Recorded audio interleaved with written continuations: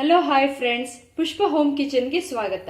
ನನ್ನ ಚಾನೆಲ್ನ ಸಬ್ಸ್ಕ್ರೈಬ್ ಮಾಡಿ, ಪಕ್ಕದಲ್ಲಿರೋ ಬೆಲ್ ಐಕನ್ಗೆ ಕ್ಲಿಕ್ ಮಾಡಿ. ನಾನಿವತ್ತು ನಿಮಗೆ ಮೊಸರು ಸಾಂಬಾರ್ ಮಾಡೋದು ಹೇಗೆ ಅಂತ ತೋರಿಸ್ಕೊಡ್ತೀನಿ.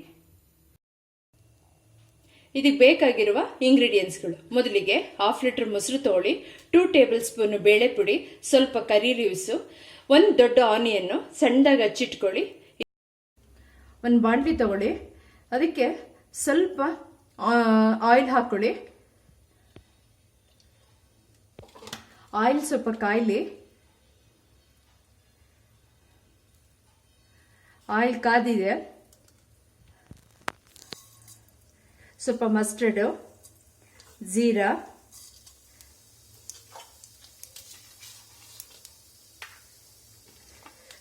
ಮೊದಲೇ ತಗೊಂಡಿರೋ ಆನಿಯನ್ನು,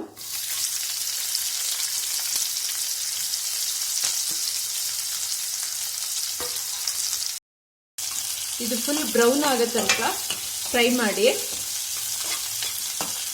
ಫುಲ್ ಬ್ರೌನ್ ಆಗಲಿ. ಇದು ಬ್ರೌನ್ ಆಗಿದೆ.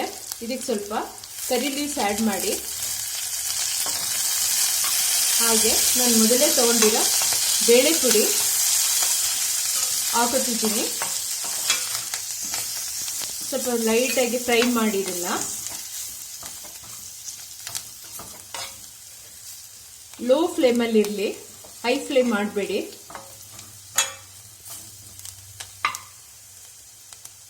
ಇದಕ್ಕೆ ಇವಾಗ ಸ್ವಲ್ಪ ಸಾಲ್ಟ್ ಆ್ಯಡ್ ಮಾಡಿ.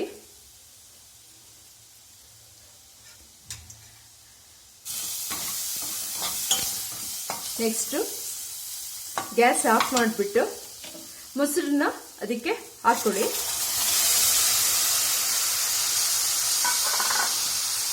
ಒಂದು ರೌಂಡ್ ಸ್ಟಿರ್ ಮಾಡಿ.